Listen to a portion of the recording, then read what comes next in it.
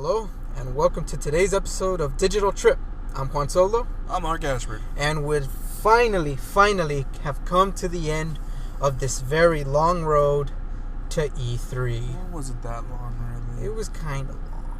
It was like a 2-hour trip. Yeah. Regardless, it is done. We saw what we wanted to see. We saw what we didn't want to see. We saw fails and wins all throughout. Yeah. I do want to be clear on one thing though.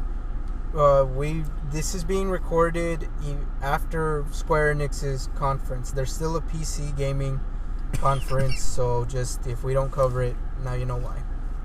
That because we don't really use PC. That's it. So our first agenda would be Bethesda, since they were first. Mm-hmm. Well, Nintendo World Champions was technically first. So since Bethesda was first, I know their big thing was obviously Fallout 4. Mm-hmm. They also have Dishonored 2. Mm-hmm. And that's pretty much what I saw because I have to work. The only other thing I can think of that catered to me was Doom. They also talked about Elder Scrolls Online, but I'm really not too interested just because I heard of all the problems that were in the PC version. But I mean, unless we're gonna make a gaming thing out of it, then why not? But it's one of those where. Wow. But yeah, I mean, Bethesda, when they showed off their Fallout 4 that they're gonna have a Pip-Boy edition, which comes with the replica of said Pip-Boy, and you can put your phone on it, and it's gonna come out with an app that's gonna be mainly for the Pip-Boy. So you're gonna put that, you're gonna put your phone in, and then boom, you have a Pip-Boy. Which, that's pretty cool, because the only other time I've heard about it was, I believe Fallout 3 had it. Their collector's edition came with the Pip-Boy 3000, but I think it was just a stand. Yeah. This, apparently, according to Bethesda, will be wearable, and you put your phone in it, and you can use it as a real Pip-Boy. So, all you hipsters out there, you have a new accessory. Another thing. It looks so weird walking around with a Pip-Boy on your arm. And let's just get that right out of the way. It's cool, but you're gonna look like an idiot. It's cool if you're gonna make something with it. Once it comes out, I'd probably be wearing it just because here. But I'm not gonna go outside and be like, oh, hello. Public. Oh, yeah, no, I'll be there. No, that's why I have a smartwatch.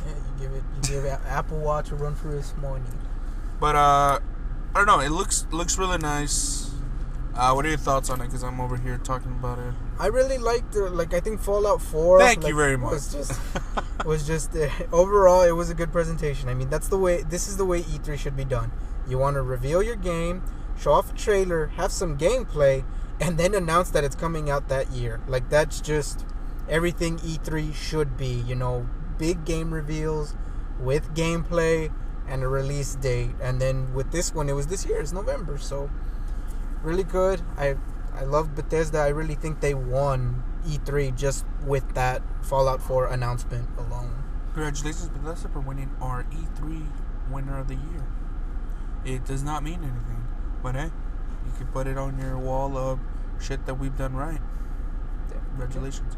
Another game, I'm actually excited for would be Dishonored, because I did play the first one.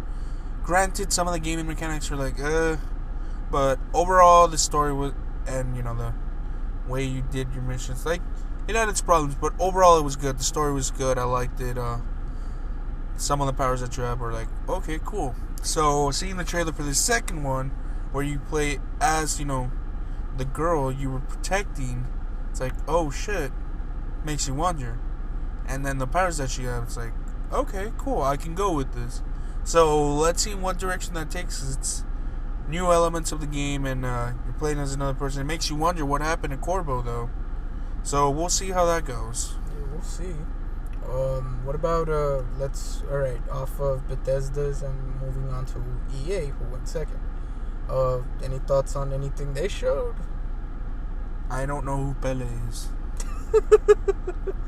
For those of you who don't know, EA did bring on the soccer player Pele on, and he sat down and he had an interview. It was a little awkward, just mainly because I think it was safe to say maybe half the people in that audience knew who he was, and the other half didn't. It's just one of those where, come on, EA, you have nerds like us sitting in your audience, you know. So, but like maybe they would have brought in like The Rock or something. Hey, on to the games at EA. The one that sports, all of them. Yes, all the sports, because I play all of the sports now. All of the sports. We basketball and we soccer and we baseball all the time. Yeah. I'm really looking forward to Garden Warfare 2. I don't care. The first one was fun. I'm serious. It's a fun game. So I'm excited about that one. And now on to the big EA one, Star Wars. Yes, all of it. I want to play it. It looks good. I don't think I have to say anything else. Just that. Moving on. Ubisoft, that Viking For Honor game looked really cool. I'm trying to think of anything else that they announced that got my attention. Assassin's Creed. Buy it. Well, I want to say this about The Division. When they announced it with the PS4, like, that was the game that convinced me, holy crap, I want to get a PS4. Then I found out it was on Xbox One, so I thought, well, what the hell? But the more and more I'm seeing the game, the less interested I'm getting. Like, when they first announced it, I was like, holy crap, I want this game. And now I'm just... Moving on to Microsoft. Alright, Microsoft. Halo. Looks decent. I'd get it. Backwards compatibility. I'd get it. I'm still not convinced I should go out and buy Sony, an Xbox get your One. shit. Because, I mean, the thing is, backwards compatibility is great. It's probably going to be a little bit more expensive, but I don't think they said, like, oh, it's a matter of price at this point. I don't know if they're gonna handle the backwards compatibility. Like, is it gonna be a patch update, or is it literally gonna be only these newer models have backwards compatibility? I'm not really too sure on how that works, but I do like that Xbox One does have backwards compatibility. We have access to an Xbox One, but we don't touch it because we don't have anything to play on it. Not yet. Oh, Mass Effects, here we goes.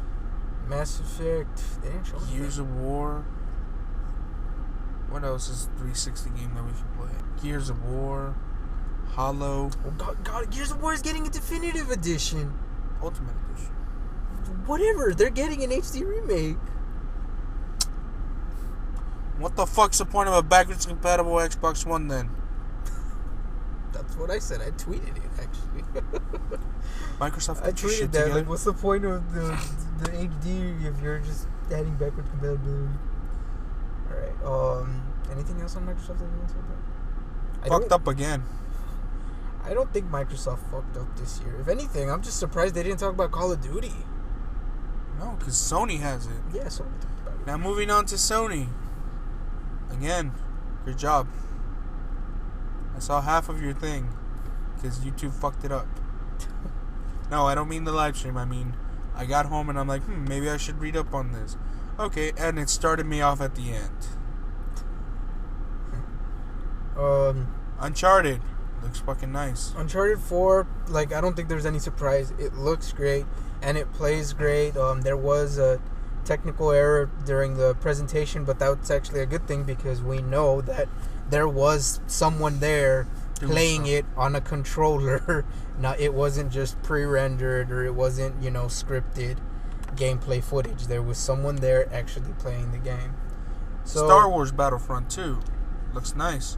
I'd play it. Hell, I think I already have it. Early copy. We talked about Star Wars. Yeah, but it is now belonging to Sony, technically. Because Star Wars is going to be honed by Sony, according to their presentation. Sony will be the home for a lot of more games, like Call of Duty and Star Wars. All those games you can be found in Sony. Order now. And Disney Infinity.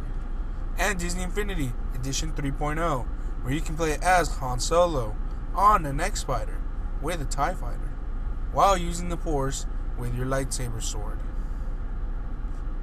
All those shenanigans only on Disney Infinity 3.0. I should do advertising. Should.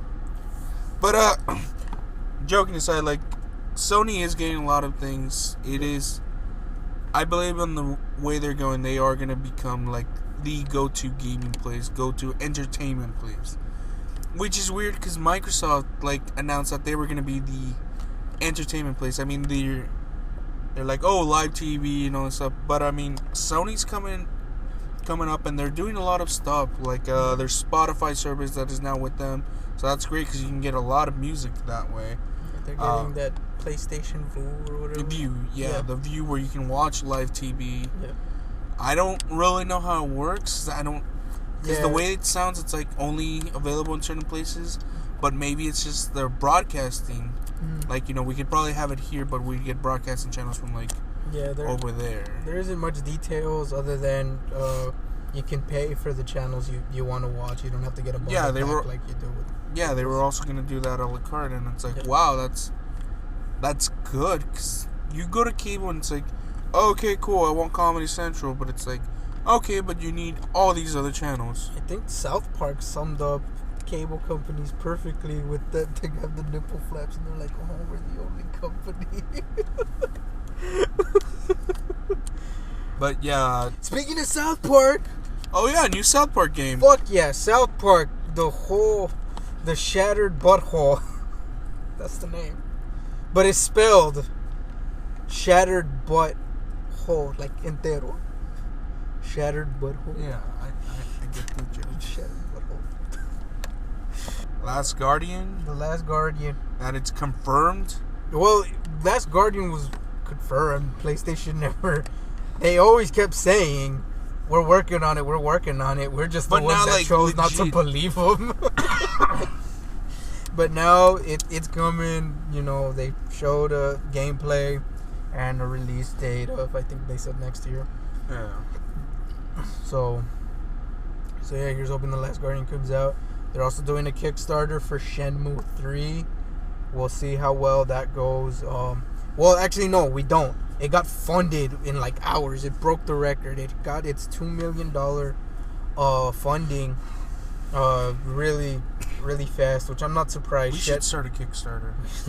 Shenmue 3 is one of those games that a lot of people have been wanting a sequel for it, and now we're going to get it. You just got to pay for it. Well, not anymore, but if you want to give them more money, I guess, give it to them. It's just to make a better game, I suppose. If you want to give us money to pay rent, we're starting a Kickstarter. It's called Roof Over Our Head Foundation. It's so we can pay our rent. No, we're not. Alright, and then last, Nintendo. Their conference was, like, I liked the whole puppet thing. I thought that was genuinely funny. But they didn't really have any big reveals, nothing earth-shattering. The Legend of Zelda, the Triforce 3DS game, that one looks fun, but it just, again, it didn't blow me away, you know, it just looked alright. However, Star Fox on the Wii U, that one, Star Fox Zero, that one genuinely looks really good. It looks like it's going to kick a lot of ass. It's still set to come out at the end of this year, so that's good. But yeah, that really was like it for Nintendo. Oh wait, no. They also have the Super Mario Brothers, like Mario and Luigi crossover with Paper Mario. So that one also looks like a really cool game, just because, you know, Mario RPGs have been a lot of fun. I didn't really like the last one they did though, the Dream one. It was just alright. So here's hoping that this one might actually be genuinely good. And Mario Maker still looks good. It's still set to come out very soon. And Yoshi's Woolly World, do I really need to say anything more? It's fucking yarn Yoshi. Like, seriously. Oh, damn, I just remembered something. Remember the company Rareware? Yeah. They're getting, like, your rare collection. No, I don't mean, like, rare games. I mean, like, rare games, like, from their company. For $30 on Xbox One. It's called the Rare Replay. Yeah, it's... For $30, you get, like, 30 of their games, including Conker's Bad Fur Day, Banjo-Kazooie, Perfect Dark, and others that I really didn't pay attention to. $30. Do it. Xbox One. I'm wondering... Only on Microsoft. I'm wondering if they have GoldenEye. Probably. It's not 30 games. Yeah, but the thing is, GoldenEye, like, it's James Bond. Like, do they still have the rights to that character? I don't know. Probably not. I don't know. Either way, Dab Conquers Bad Fur Day. I love that game. So, Thank you, Kiwi. I guess that's it. That'll wrap it. I guess. Square Enix, Final Fantasy 15. And Kingdom Hearts 3. Still no release date, but Fuck it. thank you for watching this episode of Digital Trip. Be sure to let us know in the comments what you liked about this year's E3 and what games you're looking forward to playing. We upload every Monday, so be sure to like and subscribe. See you next time. I could do your advertisement. No, you couldn't. All your advertising would just be like, hey, you got a PlayStation 4? You don't? Well, go yourself.